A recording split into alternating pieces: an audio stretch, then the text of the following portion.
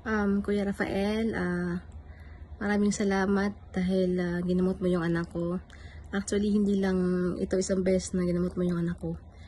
Kaya malaki ang tiwala ko sa'yo. Kahit na madaling araw, nag-text ako sa'yo, nag-chat ako sa'yo na yung anak ko nagsusuka. Kasi ilang beses na siyang nagsuka. 13 times na ata. So nag-alala na ako kasi kada inom mo siya ng gamot, wala pang isang minuto, suka na niya agad.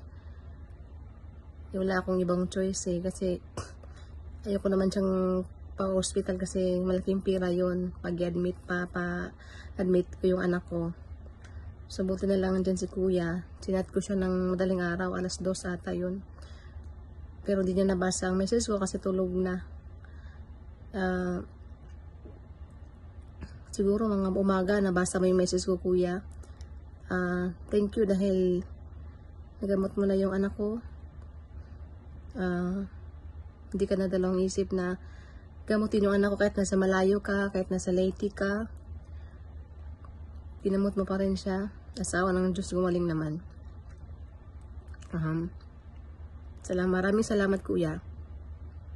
Sana pagpalain ka pa ng Diyos at sana marami ka pang matutulungan.